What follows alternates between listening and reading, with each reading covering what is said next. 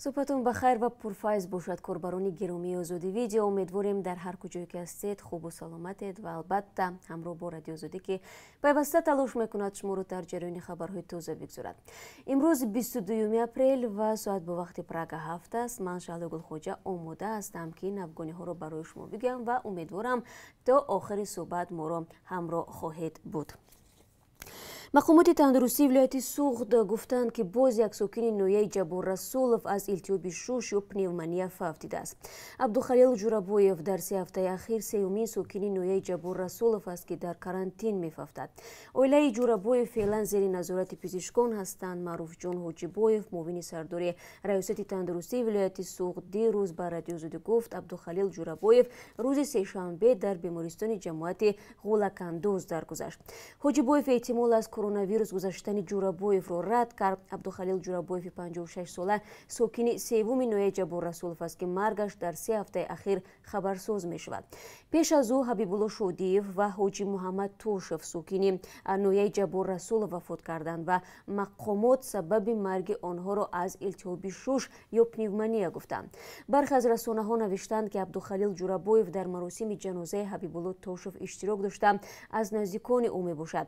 ادکیر شودیف پسری حبیبالله شودیف دیروز به رادیو آزادی گفت عبدالخلیل جورابویف با عائله آنها هیچ رابطه خویشتباری ندارد. تاجیکستان از جمله کشورهای انگشت‌شمار است که با گفته مقامات تا حال سرایت به ویروس نوی کرونا در آنجا ثبت نشده است. اما مقامات تندرستی میگویند هفته‌های اخیر بیماری پنیومانیا اوج گرفته است. در ضمن پیوندان اوزارخ شاعری شناخته و سرمحرر مجله پیام صبح گفتند که او صبح 21 اپریل پس از چند روز بیهوشی به خود آمده است. پزشکان بیمارستان شیخ برهان بیماری او را التهاب شوش یا پنیومانیا و همسرش شاعره معروف فرزانه را سرماخوردگی تشخیص کردند. اوزارخش و فرزانه را به گفته نزدیکان و همسایگانش روز 15 اپریل به شفاخانه برای معاینه و معالجه بردند. فرزانه 2 روز پیش به یکی از نزدیکانش گفته است وضع رخش نه چندان خوب است چون که بر ضمن التهاب شوش با بیماری قند هم گرفتار بوده است.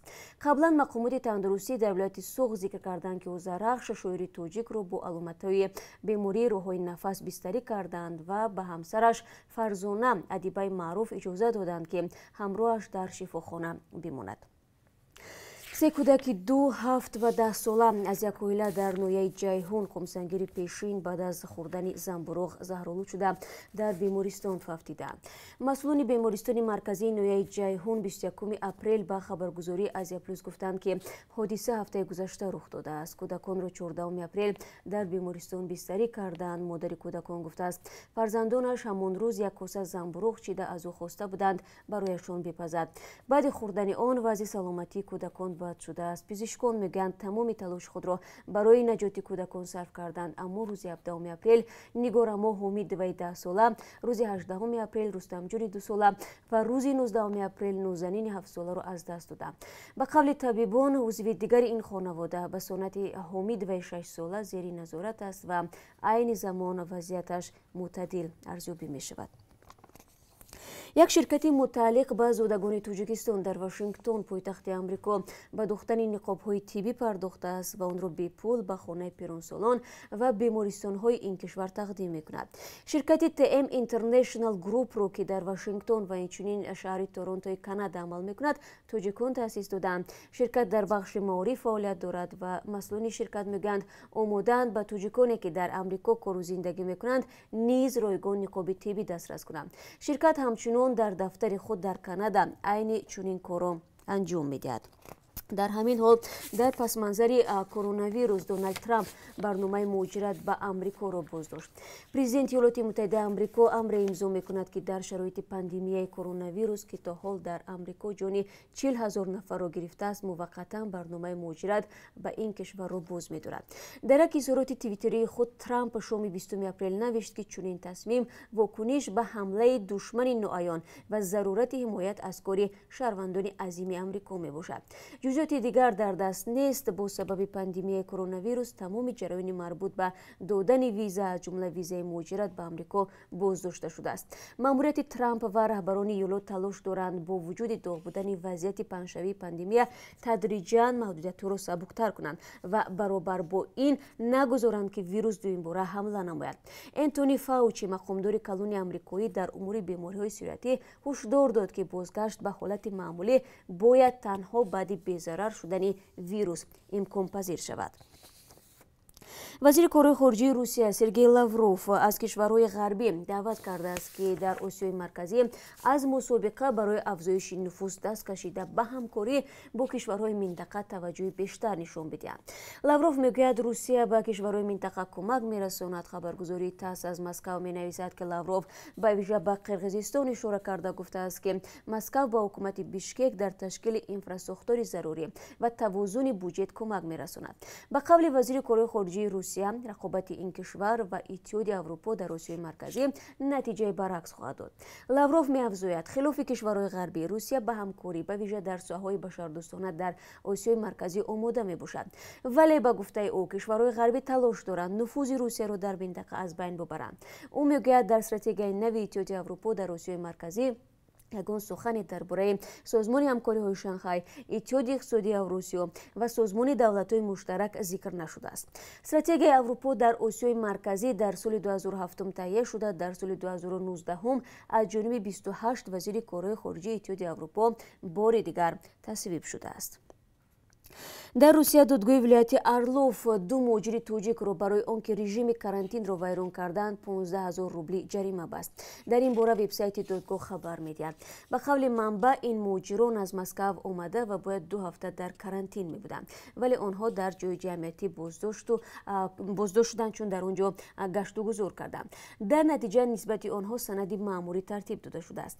از این پیشتر نیز خبرها درباره بازداشت یک تاکسیران تاجیک در مسکو منتشر شده بود که با وجود گرفتار بودن به کرونا ویروس در شهر حرکت می‌کرده است. ضمناً بینندگان عزیز، طوری ما می‌بینیم شما هر روز از ما درباره کی باز شدن مرزها و راه اندازی پروازها از روسیه به تاجیکستان می‌پرسید. بار دیگر برای شما تکرار می‌کنیم که مرزها طبق قرارهای قبلی تا 1 می بسته است. شما نه از راه زمینی و نه از راه هوایی به تاجیکستان رفتن امکان ندارید.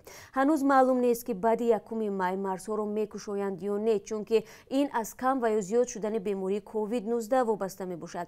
همین گونه تشکیل هواپیما به سمت روسیه برای آوردن مهاجران تاجیک در نظر نیست. لطفاً خبرهای ما را با دقت گوش کنید. اگر مرزها گشوده شدند و یا هواپیمای به سمت روسیه تشکیل گردید، ما حتما برای شما خواهیم گفت. پرزیدنت ترکمنستان فرمانی را امضا کرده است که قانون درباره مرز دولتی این کشور را تکمیل می‌کند. طبق این دستور در گذرگاه‌های مرزی در حال موجودیت تهدید به سلامتی مردم دزینفکسیای واسطه‌های نقلیات گذرانده می‌شود. با این هدف در پستگاه‌ها مانع‌های دزینفکسیونی و تجهیزات بی‌ضررگردانی نقلیات جای داده می‌شوند.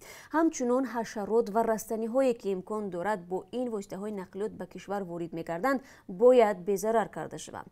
ترکمنستان به مثل تاجیکستان تاکنون درباره جای داشتن سرایت بیماری کووید 19 در کشورش گزارش نداده است. و شورای علمای مرکزی اسلامی تاجیکستان فرمانی را امضا کرده است که نصاب زکات را در ماه رمضان این سال 21,000 سومانی مقرر می نماید که از آن 525 سومانیش زکات داده می شود. صدقه فطر 5 سومانی برای 1 نفر معین شده است. شورای علما برای افرادی که عذر شرعی دارند و بیمارانی که برای صحت‌شویشان امیدی نیست و نمی توانند روزه ماه رمضان را بگیرند فدیه به مبلغ 300 سومانی برای 30 روز معین کرده است. ماه رمضان 24 اپریل و در حال در تاجیکستان فرا میرسد که مقامات با هدف پیشگیری از سرایت کرونا ویروس نمازهای 5 وقته و جمعه و تراویح را در مسجدها منع کردند. برگزاری مراسم افطار و عید کردک هم منع است، ولی مقامات تنها نماز و تراویح با حضور اعضای عائله را در خانه اجازه دادند. و بینندگان عزیز اگر میخواهید تفصیلات این خبرها رو بخوانید پس به سامانه رادیو آزادی بروید زیر نشانی www.ozodi.org و همچنین گزارش‌های ما در آزادی ویدیو کانال مخصوصی ما در یوتیوب گذاشته شدند و اگر نوارهای جالب دارید که میخواهید دیگران نیز از این نوارهای شما ببینند پس با رقم 420 724 056 681 طریق وایبر، واتساپ و تلگرام رادیو آزادی برایمان بفرستید. و حالا از قرب اسعار خارجی برای امروز برای شما معلومات میدیم که از طرف بانک ملی این گونه تعیین شده است $1 10 سومنی و 24 درهم است. یک یورو کمی بیش از 11 سومنی ارزش دارد. امروز قرب 1000 روبل روسی 132 سومنی و 80 درهم تعیین کرده است که نسبت دیروز تقریبا 4 سومنی کمتر می باشد. و با سپاس از یکایک شما بینندگان عزیز که طول این دقیقه ها ما را همراهی کردید. من همه شما را باز در پخش‌های مستقیم بعدی با خبرهای تازه و گزارش‌های روز منتظر خواهم بود. روزی با براری داشته باشید و برایتان صحتی کامل می‌خواهیم.